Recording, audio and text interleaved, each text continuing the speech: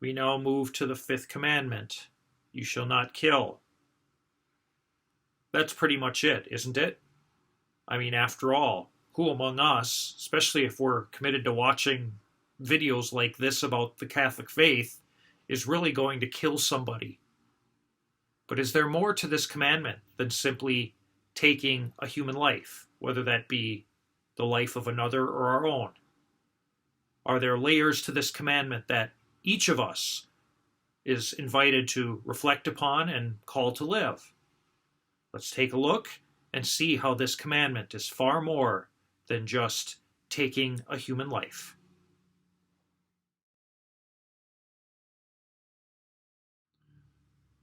So the fifth commandment, you shall not kill, is found in Exodus chapter 20, verse 13, with those exact words. You shall not kill. But in our own wisdom of the full depth of these commandments, it is of great importance that we go deeper than that.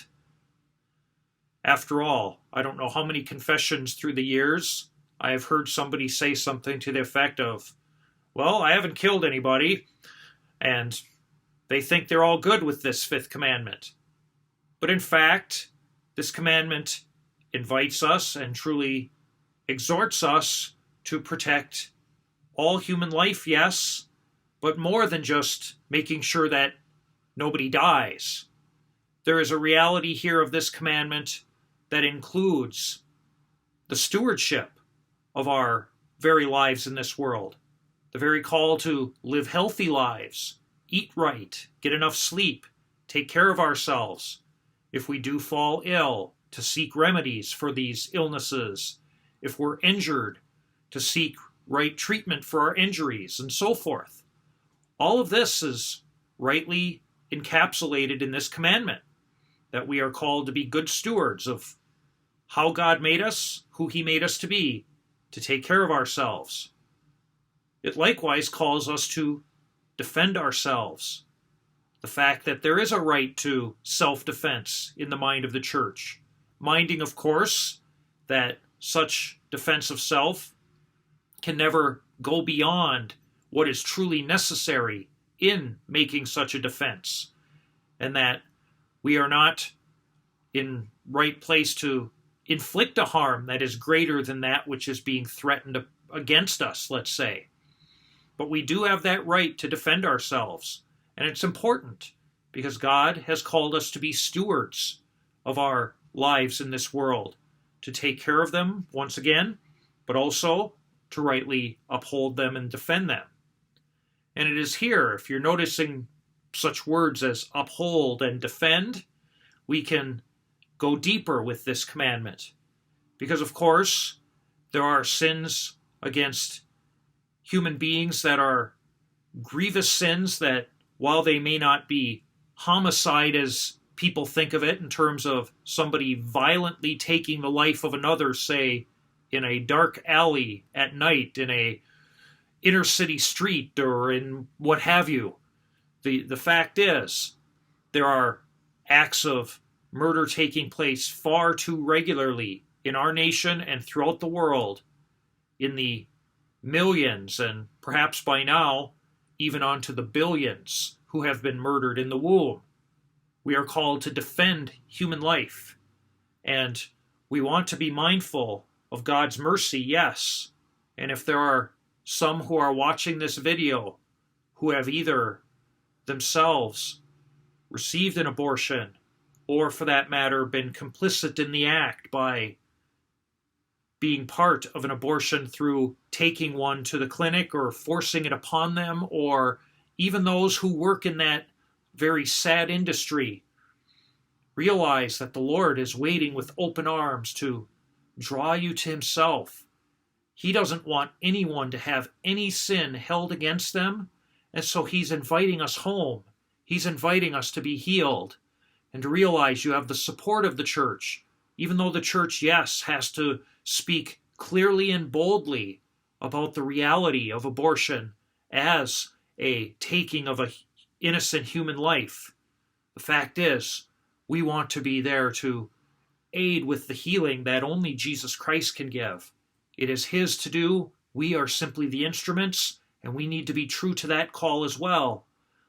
But having said that, we also need to be very real that any and every abortion takes an innocent human life, even that of a child, say, conceived in violence, such as through rape. That child is innocent and deserves a right to life. And while many would say, well, that's additional punishment or harm inflicted upon a woman who's been raped, that she would have to carry that child to term, there are people waiting to adopt and love that child, and for that matter, to even love that mother who has carried out such a heroic way of bringing such a child to term. And perhaps even that mother can experience healing through taking that child to herself, minding that, no, this child was not born of love, but of violence. But that doesn't mean the child can't be loved, even by his or her own mother, who, once more, is heroic in bringing this child to term so as to be born into this life in the most proper way and to have that gift of life. And so we want to be realistic about these realities. But I do not want this short video, minding that I recognize these videos as I keep doing them, they seem to be getting longer, and I need to be careful about that. We want to keep these nice and brief. So let me say a few other things about this Fifth Commandment, that we are never to kill, no. So obviously we don't murder, we don't commit acts of suicide. But we also want to be recognizing of the importance of not inflicting any kind of harm on another human being, any kind of physical harm through any act of violence, even if it is not a lethal act that takes their life, but simply an act of force that inflicts physical harm. None of this is proper. And likewise, we want to be mindful, as I mentioned earlier in the video, of the stewardship of life, that we are called to take care of our own life, take care of the lives entrusted to us.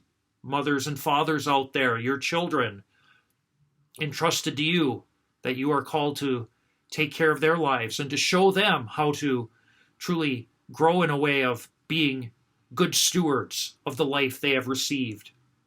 But we also want to think of how we can inflict spiritual harm. And it is here that perhaps we have a forgotten element of this commandment, that when we tear down another's good name, minding that, of course, we will have the 8th commandment to not bear false witness against our neighbor, but even here in this 5th commandment, it's important for us to recognize how words can be very, very harmful and inflict people and truly destroy their good name, their reputation, their sense of being loved, and how that truly reduces their human dignity.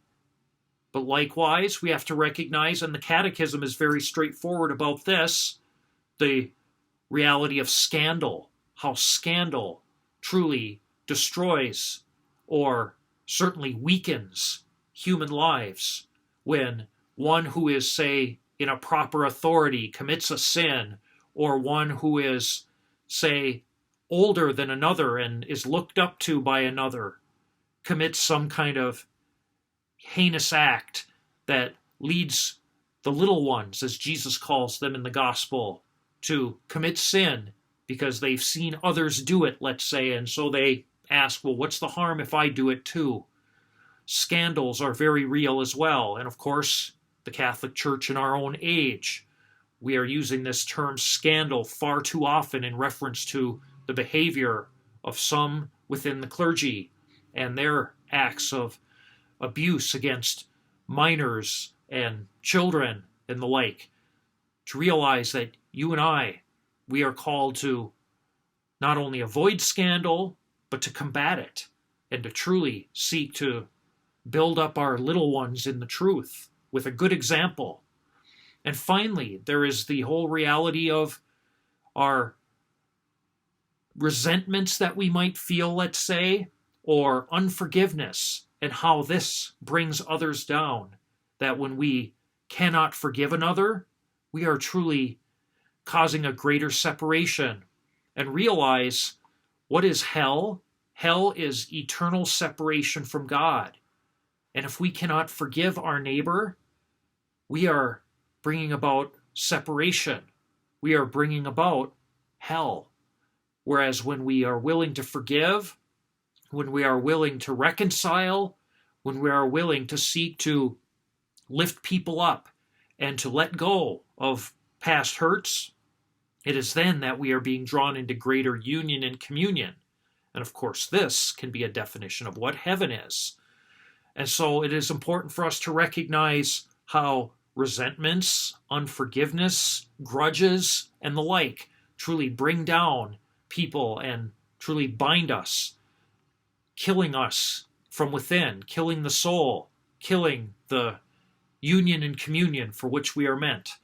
And so in these ways, we have to be real about the nature of this fifth commandment, thou shalt not kill, that it is far more than just murdering, that it is anything that weakens human life, physically and even spiritually, and how we are called to uphold human life from every stage, from conception to natural death, how we are called to build up others, that they would know that they are loved by God and truly sacred in His sight, and truly to seek to overcome, and not just overcome, but to bring an end to any kind of divisions, physical, spiritual, and otherwise, that we are called to live in unity.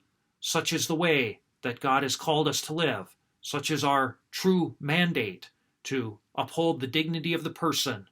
And therefore, this commandment is far deeper than just taking a human life. It includes all that pertains to our upholding and truly defending the dignity of every person, so that we can truly live in the full communion for which God made us. May God bless you.